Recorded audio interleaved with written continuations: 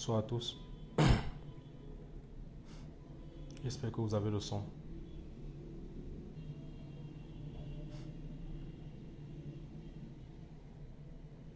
Précisez-moi si vous avez le son, je vous en prie. Bonsoir à tous. Partagez massivement ce direct. Partagez massivement ce direct et dites-moi si vous avez le son.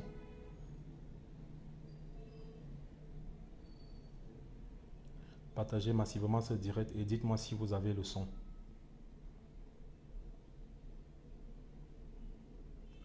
Je veux déjà savoir si vous avez le son, je vous en prie. Bonsoir Cyril Kwam. Il est 19 h, oui. Est-ce que vous avez le son? Est-ce que le son est bon? Si le son est bon, vous me dites je veux commencer. Ok, d'accord, je vais commencer. Ok. Mettez les cœurs s'il vous plaît, mettez les cœurs sur le direct. Ok, d'accord. Dès que vous êtes 1000, on commence. Donc voilà, vous êtes 1000, on va commencer. J'aimerais vraiment que... J'aimerais commencer ce direct par une petite minute de silence parce que j'aimerais que le peuple camerounais observe une minute de silence à l'endroit de Erika qui nous a quittés ce matin lors de cette tragédie. Ouais. Maintenant, ceux qui voient le buzz dans ce qu'on est en train de faire, je pense qu'ils devraient se remettre en cause. Parce qu'il s'agit là d'une grosse tragédie. Et en tant qu'influenceur web, je ne peux pas laisser les gens dire n'importe quoi. Parce qu'il s'agit de l'avenir de la jeunesse camerounaise. Il s'agit d'un très grand artiste. Il s'agit de Ténor. Il s'agit de la petite Erika, 22 ans, qui est partie dans des circonstances qui restent à déterminer. Donc la première des choses que j'aimerais dire ce soir, avant tout débat au fond, parce qu'à la fin de ce direct, je vais faire intervenir 2 personnes, je vais laisser le numéro et 2 personnes pourront intervenir en direct. Je vais laisser le numéro à la fin de ce direct. La première des choses que j'aimerais dire ce soir, c'est que partagez massivement ce direct parce que habituellement, je suis dans les histoires de buzz, habituellement on est dans les histoires de blagues et tout. Aujourd'hui, je ne fais pas ce direct pour blaguer. Je ne fais pas ce direct pour faire le buzz. Parce que vous ne savez pas ce qui se passe réellement. Donc partagez massivement ce direct. Mettez le cœur, pardon. Faut pas qu'on ait à reprendre ce direct. La première des choses que j'aimerais dire, d'abord à l'équipe de Ténor, parce qu'il faut qu'on commence par là. Lorsqu'un tel événement survient, il est important de dire la vérité. Et rien que la vérité. L'histoire de la petite Malika et de Martin Kamimum aurait pu vous apprendre beaucoup de choses. Là, je m'adresse à l'équipe des Ténors. Donc voilà. Voici déjà les faits à mon niveau. Je vous explique les faits. Donc ce matin, vous savez, j'ai la malchance que beaucoup de gens n'ont pas mon numéro, ma ligne directe. Si beaucoup de gens ont ma ligne directe, c'est que j'aurais pu être très rapidement au courant de cette affaire. Donc quand je me réveille, il est 7 h du matin, je vois un message d'un fan sur WhatsApp qui m'écrit, un fan qui m'écrit que voilà, Ténor vient de faire un accident. Je suis sur les lieux. Il me balance directement les photos. Donc, je regarde les photos et je vois bien que c'est Ténor qui est couché. Je vois il y a Ténor, je vois il y a une fille et je vois il y a un troisième garçon. Donc quand je reçois ces photos-là, je suis subjugué. Donc déjà, quand je dis qu'il faut dire la vérité, c'est que premièrement, il y avait 3 personnes dans ce véhicule. C'est vrai que sur ma page, je n'ai partagé aucune photo. Pourtant, je les avais. On va revenir sur ça. Mais il y avait 3 personnes dans ce véhicule. Ténor était habillé, avait le même habillement que la défunte Erika avait sur la photo qui circule sur les réseaux sociaux. Et le troisième jeune qui était dans cette voiture avait, il faut que je regarde la photo, il avait un jean bleu, un t-shirt bleu aussi, une chaussure noire blanche. C'est la 3e personne qui avait dans ce véhicule. Donc, et on m'envoie ces photos à 7 heures du matin. Photos plus vidéo. La voiture n'a pas pris feu avant qu'il ne sorte. Quand ils ont fait l'accident, on a sorti les gens du véhicule avant que la voiture ne prenne feu. Donc, personne n'a été cramé comme les gens racontent sur les réseaux sociaux. J'ai vu les photos à 7 heures du matin et je suis allé sur ma page. Et avant même d'aller sur ma page, j'ai appelé le manager de Ténor, Tafis. Donc, je l'appelle pour savoir l'ampleur de la situation. Parce que j'ai vu les photos et le troisième gars, par exemple, était amoché au niveau des cuisses. Il y avait le sang partout sur son jean. La photo est là. Donc, quand je l'appelle, j'appelle Tafis et je dis, mais gars, qu'est-ce qui ne va pas? Il me dit, est-ce que c'est grave? Il me dit, le pronostic vital de Ténor est engagé. J'étais furieux. J'ai failli gronder Tafis. Parce que Dieu seul sait. À chaque fois que je rencontre Tafis, je dis toujours à Tafis, s'il te plaît, prends soin de ce garçon. Prends soin de ce garçon. Il ne peut pas dire le contraire. À chaque fois, même quand il me dit que Ténor est têtu, je lui dis non. C'est un enfant, il ne peut pas être têtu. Prends soin de lui. Tous les jours, je lui demande cela. Parce que pour moi, Ténor est le Arafat camerounais. Et l'histoire d'Arafat m'a appris quelque chose. M'a appris que si quelque chose arrive à Ténor, nous serons tous responsables. Je vais revenir là-dessus. Donc je demande à Tafis, par rapport à la prise en charge, il me dit comment la prise en charge se passe. Et je lui dis que non. Je lui dis ce qu'il faut payer en fait sur place. S'il y a des choses à payer, il me dit. Et je lui dis, ok, j'envoie donc ma contribution là dans l'heure qui suit. Donc du coup, j'appelle mon assistante qui est à Douala. Je lui dis de se rendre à l'hôpital La Quintini. J'envoie l'agent, que arrive là-bas. Si c'est grave, comme on dit, vraiment fais tout. Mettons tout en jeu pour que Ténor ne parte pas. Parce que si Ténor part, si vous avez remarqué sur ma page, je ne mets jamais les RIP quand les gens meurent. Remarquez bien sur ma page, Arafat est mort, tous les gens là, mais moi je ne mets pas RIP. Parce que moi, je suis le genre de personne, je t'assiste quand tu es en vie. Je fais tout pour que tu ne meurs pas. Quand tu meurs déjà, tu es parti, tu es parti. Moi je ne regarde plus ça. Donc, quand je l'envoie, je lui demande d'aller à l'hôpital par rapport à la prise en charge. Elle arrive là-bas. Elle me dit qu'elle n'a pas pu entrer à l'hôpital. Attendez, je lis le message. Donc, elle me dit qu'elle n'a pas pu entrer à l'hôpital, mais que la situation de Ténor semble être stable, qu'il s'est tiré d'affaire en fait. Et là, je suis content. Je peux pousser un ouf de soulagement. Mais ce ouf de soulagement que j'aimerais bien pousser est tout de suite éteint par la mort de cette petite, Erika, qui n'a pas demandé à mourir. Elle n'a pas demandé à mourir. Donc du coup, plein de questions me taraudent à l'esprit. À qui appartenait le véhicule? À qui appartenait le véhicule? Première des choses. Parce que je suis presque sûr, je n'ai pas demandé qu'il n'appartient pas à Ténor. Et s'il n'appartient pas à Ténor, pourquoi est-ce que la voiture s'est retrouvée entre les mains de Ténor? Avait-il un permis de conduire? Avait-il un permis de conduire? Quel était le taux d'alcoolémie des occupants de ce véhicule? C'est vrai que je me suis aussi posé la question, est-ce que la voiture avait le matériel de sécurité, les extincteurs et tout? Mais je suis rassuré parce que j'ai reçu les vidéos de là où on enlève les trois personnages dans la voiture avant que la voiture ne prenne feu. Trop de questions m'ont taraudé l'esprit cette journée. J'étais en train de préparer un 3 minutes du peuple que je n'ai pas pu poster. Peut-être demain je vais poster. Parce que cette histoire m'a tellement fait mal et je vais vous expliquer pourquoi.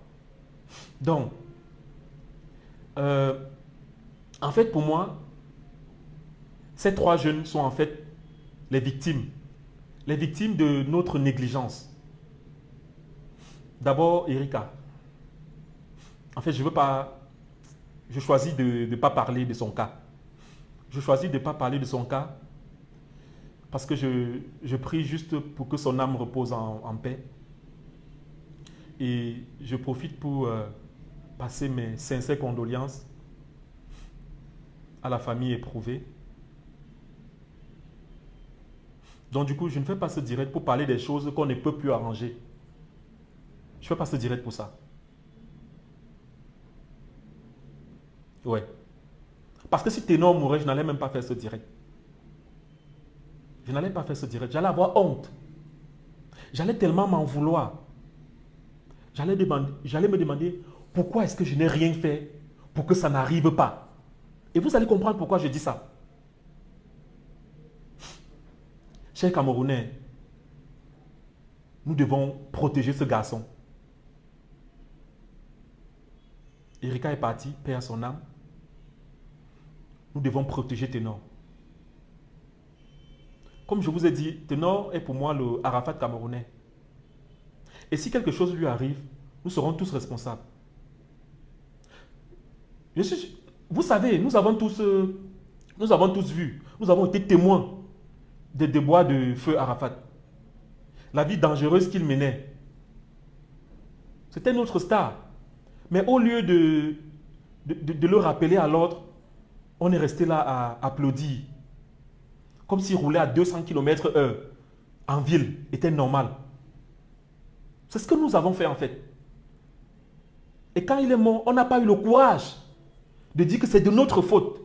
Parce qu'on n'a pas pris nos responsabilités. Alors n'attendons pas que Ténor sorte de l'hôpital pour lui parler. Car c'est certes un accident. Mais un accident n'arrive pas par accident. On me l'a appris. Faisons ça pour lui. Faisons ça parce qu'on aime Ténor. Faisons ça parce qu'on n'a pas envie de perdre Ténor.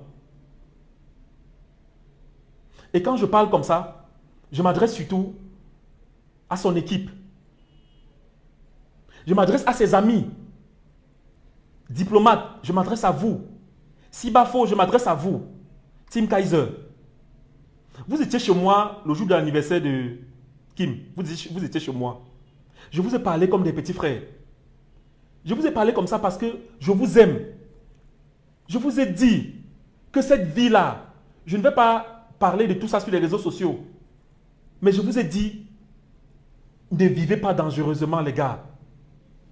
Vous voyez, parmi vous, il y a beaucoup qui m'écrivent. Tim Kaiser, quand tu m'écris, je ne réponds pas. Diplomate. Même Ténor. Parce que ce n'est pas parce que je ne vous aime pas. C'est parce que cette vie dangereuse-là, j'ai trop peur pour vous. Et je ne sais même pas comment réagir. Donc vraiment, à partir d'aujourd'hui, avec ce drame qui est arrivé, devant Dieu, moi je vous promets, les gars, faites un effort. Et dorénavant, vous pouvez compter sur moi. Quel que soit ce qui arrive, moi je serai toujours là. Pour veiller à ce que rien ne vous arrive, les gars. Mais arrêtez cette vie dangereuse. Vous savez de quoi je parle? Arrêtez, les gars. Donc voilà. Je vois les gens sur les réseaux sociaux parler de sacrifice humain. Peuple camerounais, arrêtons ça. Arrêtons de voir le surnaturel partout. Le problème est là. Sensibilisons nos jeunes, sensibilisons nos petits frères. Pour que de tels drames n'arrivent plus. Sensibilisons. Arrêtez de voir le sacrifice partout. Quel sacrifice? Vous croyez que Ténor est devenu Ténor parce qu'il a vendu quelqu'un? Vous croyez qu'il a vendu quelqu'un pour faire d'où le dab qui a fait le buzz dans le monde entier? Non. Le problème est là, mais nous voulons toujours éviter le problème. Aujourd'hui, tout le monde en parle. C'est parce que c'est Ténor que tout le monde en parle.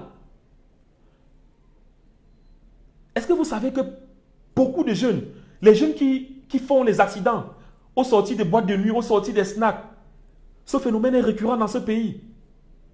Mais on n'en parle pas parce que ça reste dans les familles. Allez à l'hôpital, allez dans les urgences. Vous allez voir le nombre de jeunes qui arrivent aux urgences parce qu'ils ont fait les accidents. D'aucuns n'ont pas de permis, d'autres sont sous, d'autres c'est un grand bordel. Alors les parents doivent sensibiliser les enfants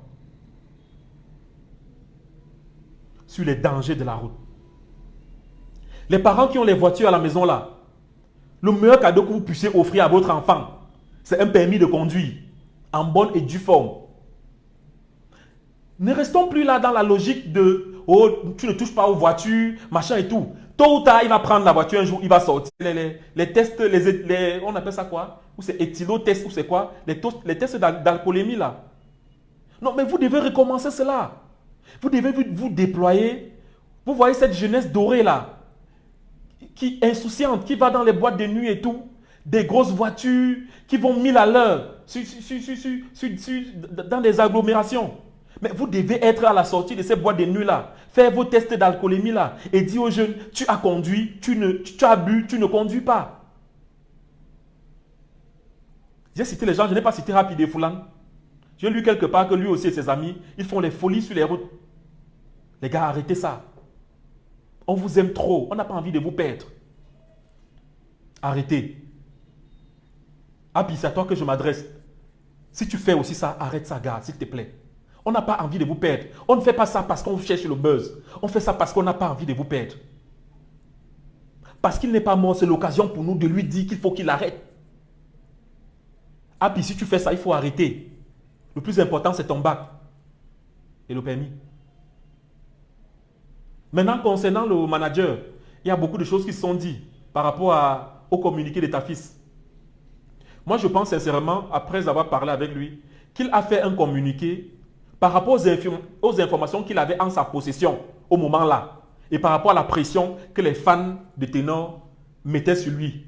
Parce que tous voulaient avoir des nouvelles de leur pépite. Voilà. Et je pense qu'ensuite, il a effacé parce qu'il s'est rendu compte comme nous. Parce que quand je l'ai appelé, il m'a dit que lui aussi, il est informé via les réseaux sociaux. Il a effacé parce qu'il s'est rendu compte que, voilà, il n'avait pas la bonne information. Tout le monde peut se tromper. On n'est pas des dieux. Tout le monde peut se tromper. Tout le monde peut avoir la mauvaise information. Donc arrêtez de jeter l'anathème sur lui. Voilà. Il a certes fait preuve de précipitation, mais je pense que beaucoup à sa place auraient fait pareil. Je vois aussi des gens qui disent que oh, la fille faisait quoi dehors à 4 heures. Chers Camerounais, vous n'avez plus de cœur. Vous n'êtes plus sensible. Vous n'êtes jamais sorti à cette heure-là, rentré le matin. Vous croyez qu'elle avait rendez-vous avec l'accident? Ce n'est pas parce que ça arrive aux autres que ça ne va jamais vous arriver. Un accident, ça arrive. Prions simplement pour le repos de son âme. Et que Allah apaise sa famille. J'ai vu la vidéo de son père et vraiment, que Dieu apaise son cœur. Donc je vais terminer en parlant des gens qui ont publié les photos de Ténor sur son lit d'hôpital. Je ne sais pas quoi vous dire, mais chers Camerounais, où est passée la dignité dans ce pays? Le respect de la dignité humaine. Je me suis contenté d'écrire sur ma page. Les réseaux sociaux, ce n'est pas la cour du roi Péto, les gars. Chacun a ses sensibilités. Vous avez vu ce qui s'est passé pendant l'Euro. Non, mais c'était majestueux. Quand ce joueur-là est tombé et qu'une file s'est formée autour de son corps pour le protéger, pour que les gens ne voient pas son corps. C'était très beau. Pourquoi ce genre de choses n'arrive pas chez nous ici en Afrique? Même les gens qui ont partagé, j'ai vu plein de des pages respectables, respectées, qui ont partagé les images de Ténor sur son lit d'hôpital. Arrêtez ça pour une fois. Ça devient quoi? Et quand je dis que je programme le direct, on me parle de buzz. Mais vous devez vous remettre en question. Que chacun prenne ses responsabilités. Moi, je prends mes responsabilités. J'ai pris mes responsabilités en tant qu'influenceur web. Voilà.